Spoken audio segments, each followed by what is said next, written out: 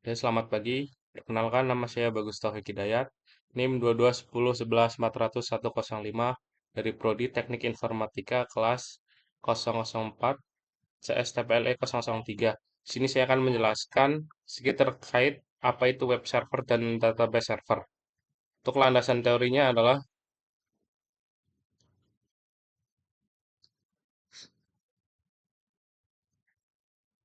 web server. Apa itu web server? Web server adalah sebuah komputer yang dikonfigurasikan khusus untuk menyimpan dan memberikan konten-konten website kepada pengguna internet, dan software pengolahan permintaannya adalah untuk menjalankan perangkat lunak yang menerima permintaan dari browser web, menemukan file yang diminta dan mengirimkan file tersebut kembali.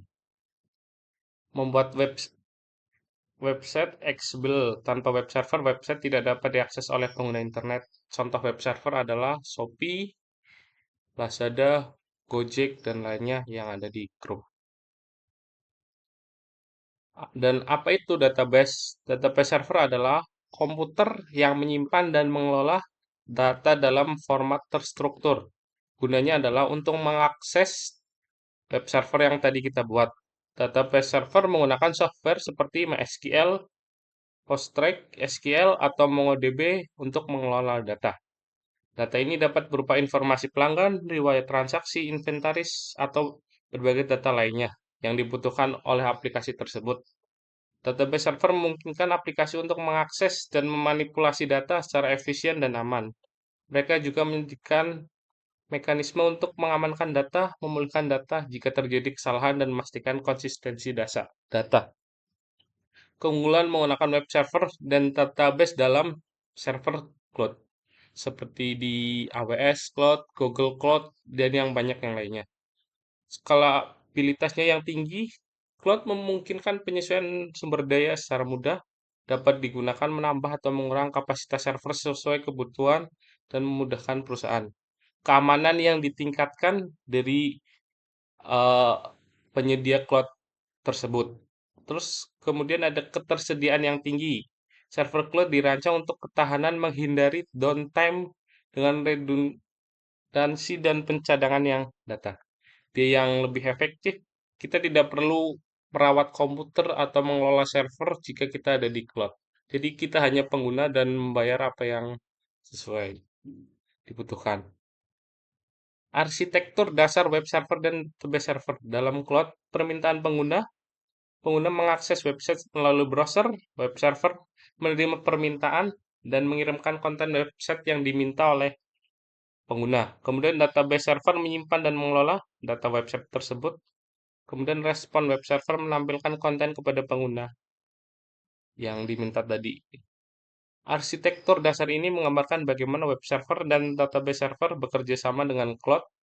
Ketika pengguna mengakses website, permintaan mereka dikirim ke web server kemudian mengakses database server untuk mengambil data yang diperlukan untuk menghasilkan halaman website tersebut. Skalabilitas dan ketersediaan dalam cloud. Salah satu keuntungan utamanya adalah dalam cloud skalabilitas yang tinggi. Anda dapat dengan mudah menambahkan atau mengurangi kapasitas server sesuai dengan kebutuhan, yang memungkinkan website Anda menangani lonjakan trafik penggunaan yang tinggi.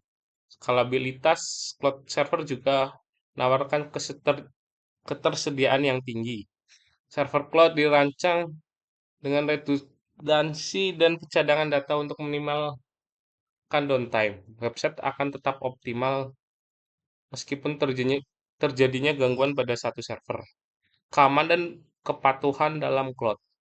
Perlindungan data, enkripsi data, kepatuhan terhadap standar, dan audit keamanan secara berkala oleh penyedia cloud tersebut.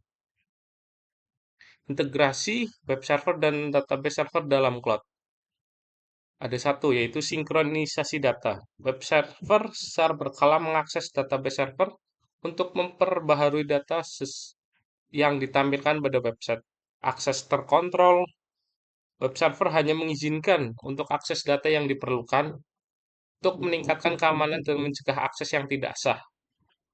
Performa yang tinggi dan manajemen terpusat.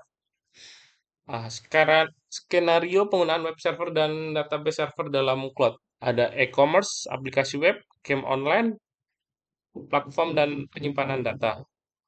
Kesimpulannya adalah menggunakan web server dan database server dalam cloud menawarkan solusi yang fleksibel, scalable, dan aman untuk berbagai kebutuhan.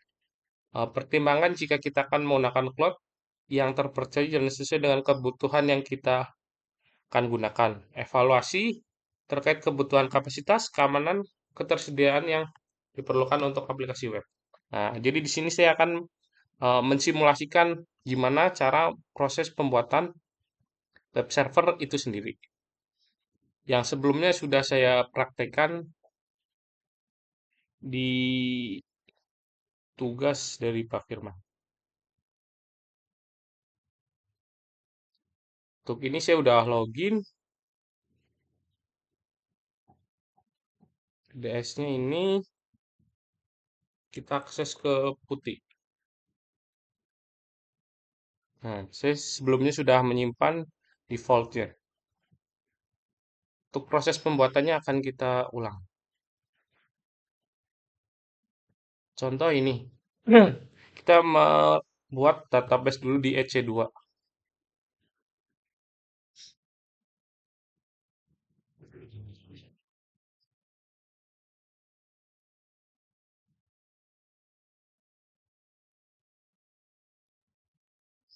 Lama ya.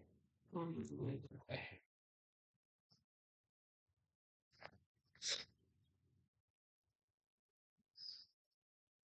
hmm. Oke, di sini kita akan gunakan engine tipe MariaDB.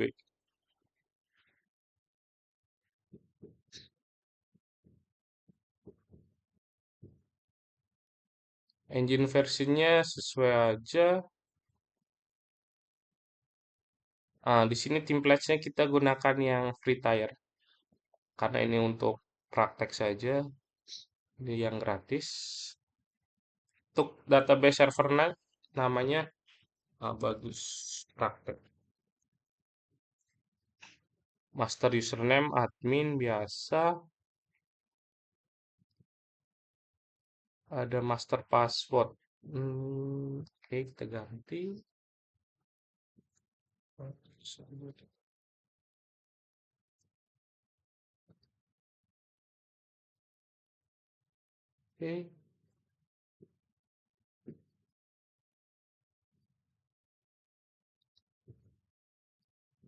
instan konfigurasi.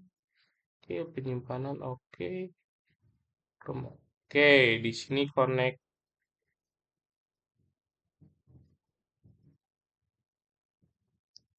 EC-nya kita batasin. Jadi kita harus punya CarePay. Pay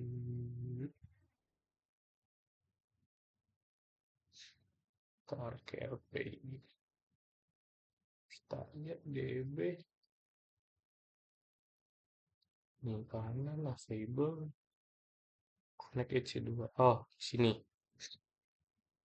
Hmm.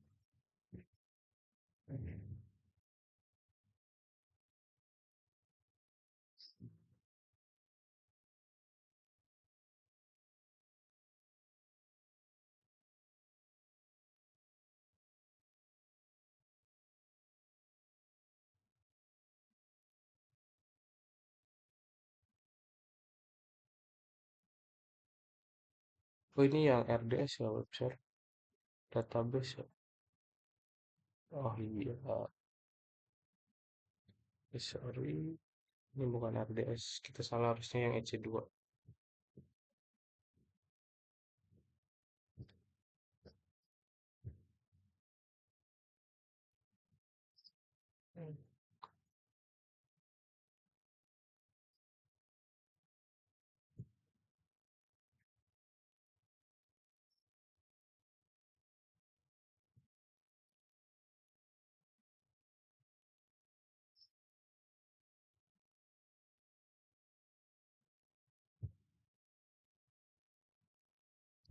Oke, di sini. Oke, nama web servernya adalah Bagus Praktek.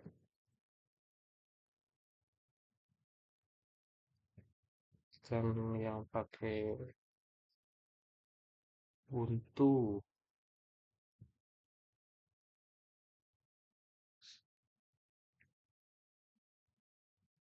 Ya, di sini kita membuat new CarePay. CarePay-nya bagus praktek PPK.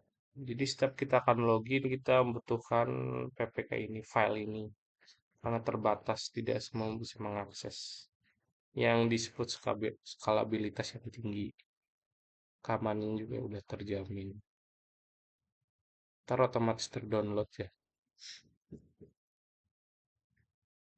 Ini bagus praktek.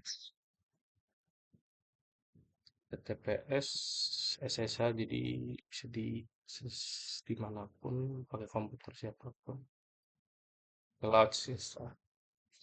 Di sini kita sedang buat database. Oke.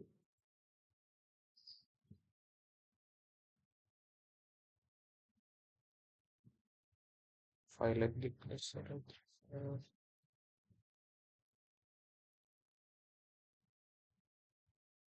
Oh, karena sudah membuat banyak jadi selanjutnya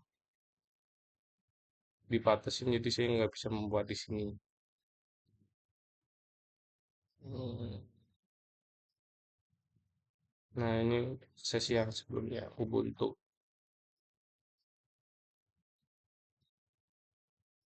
yang sudah saya buat sebelumnya.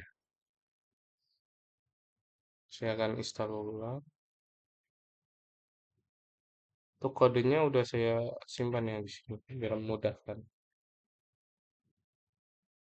Sih harusnya udah terinstall semua sih. Installnya adalah sudah PT biar diupdate. Oke.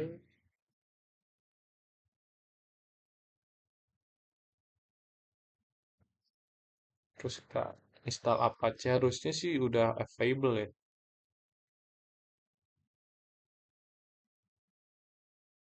Hmm.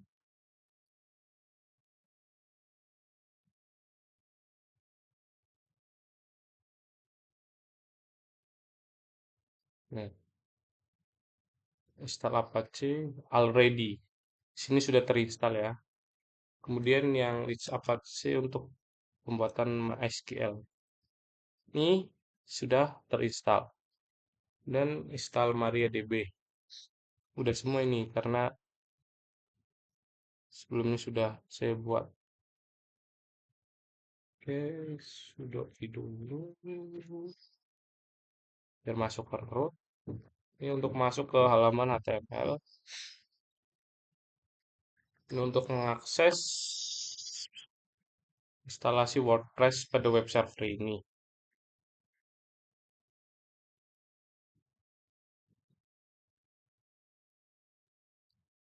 Udah terdownload. Kemudian kita unzipkan. Sudah. Oke. Kemudian kita masuk ke akses. Sorry, ini no. Ini untuk replace karena sebelumnya udah ada filenya yang sudah saya buat. Kita masuk halaman WordPress-nya.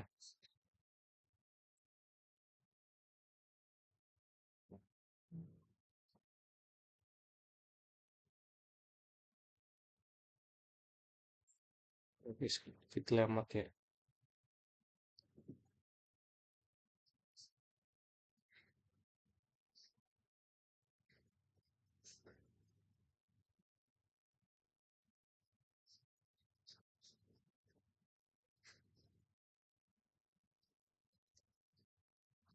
Sudah amat udah.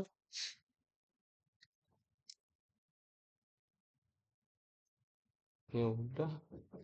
Kemudian kita masuk ke harusnya pembuatan sih. Ini untuk melihat hasil konfigurasi kita.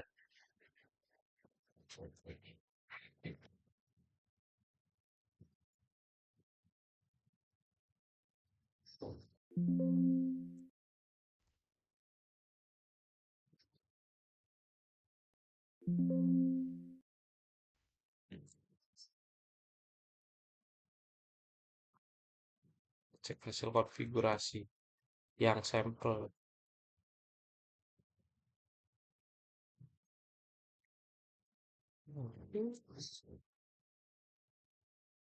Nah, ini adalah sampel dari WordPress yang sudah saya install lagi sih. Harusnya di sini udah ada namanya. Database-nya di sini eh, namanya, username-nya apa, password-nya apa, localhost di sini adalah endpoint dari database ya. Oke, habis itu di save aja. Web server saya jadi hilang.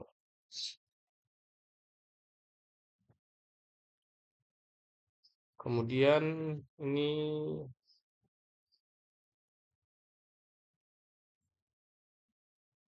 untuk virtual host-nya ini udah ditambahin ya WordPress.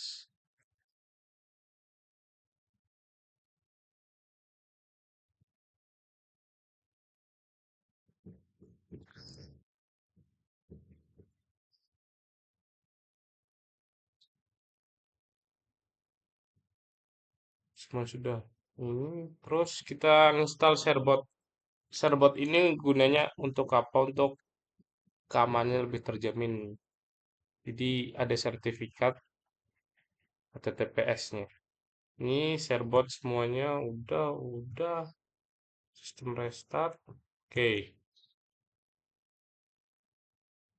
Ini untuk pembukaan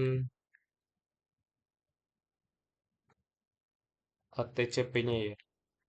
Port mana saja yang akan dibuka.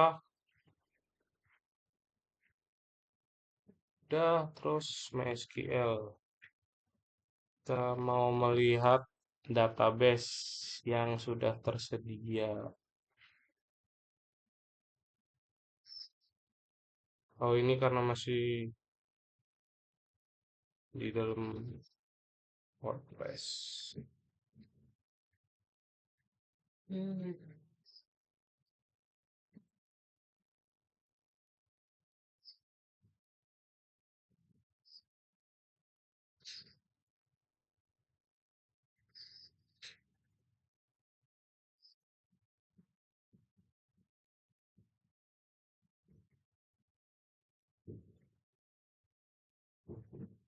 Kita akan melihat database.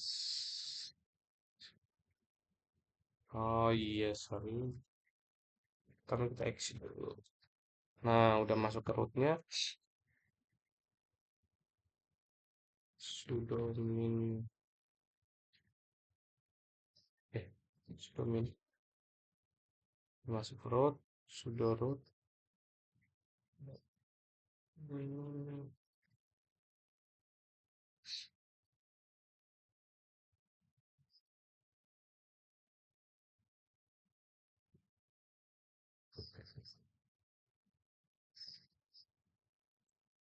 Ini udah semua sih.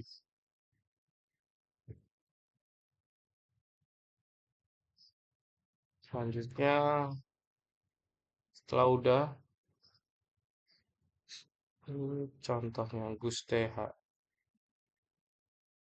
Nih, terus kita masuk ke My Hosting. Situ adalah untuk menambahkan, eh, saya masuk di sini aja. Karena saya udah login My Hosting. Eh,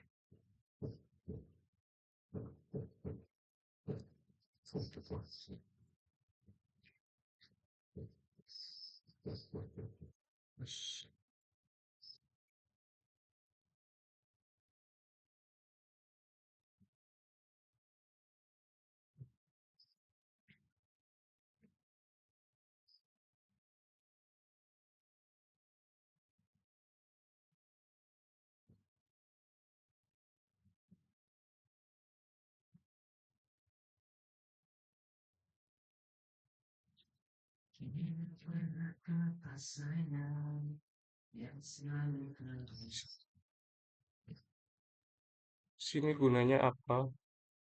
Gunanya untuk menambahkan IP server dimasukkan ke domain. Jadi setiap saya mencari semisal bagus TH dan IP-nya itu bakal masuk ke IP server itu dan kita bakal akses ke situ. Domain sudah punya situ. Website saya.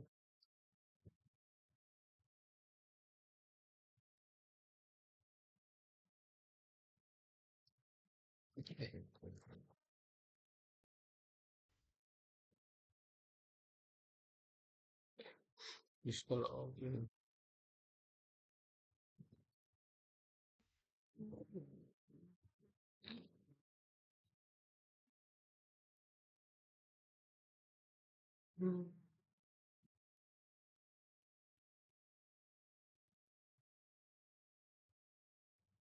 Hosting.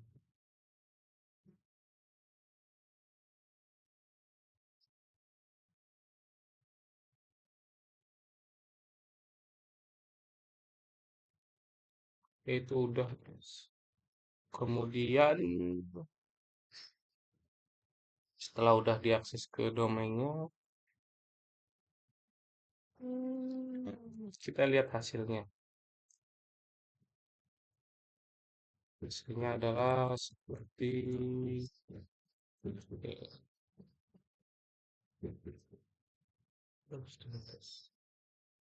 jadi database-nya dirubah sih, harusnya nggak bisa. Karena yang di install ulang itu tadi.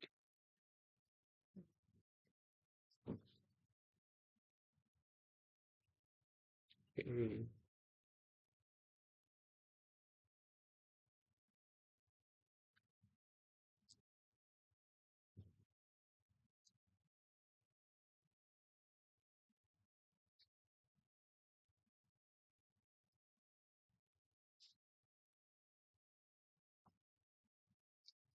Mungkin itu saja yang dapat saya sampaikan karena tadi ada perubahan database bisa diakses.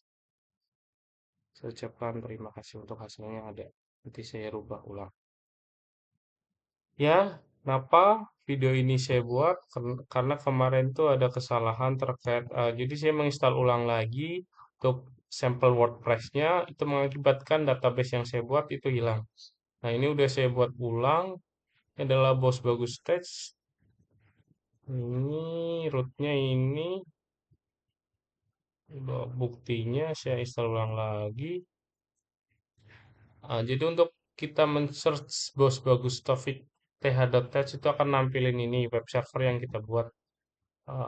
Untuk hostingnya sudah saya tambahin di sini. Oke, bentar, saya masukin di. Oke,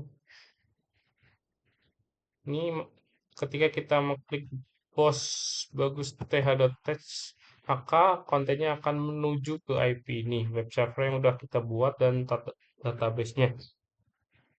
Ambil ini untuk di web adminnya ini. Contohnya ini web admin tema IP yang tadi semuanya oke, siap. Itu saja untuk sedikit pembahasan terkait ini. Kenapa saya ketu? Tujuannya adalah untuk mempermudah kita dalam install ulang ketika ada masalah. Dan bin 0 tujuannya agar semuanya bisa menginstal ulang semua. Oke, tidak ada masalah. Ini untuk mengambil WordPress-nya di unsip dulu, habis itu dimasukkan ke file. Ini sedikit penjelasan saja sih ya. Udah sih itu saja menurut saya, hasilnya sudah ada. Ini juga udah diinstal sharebot-nya sih untuk HTTPS ya. Sertifikatnya ada. Sertifikat is valid. Itu saja. Kurang lebihnya saya mohon maaf dan terima kasih.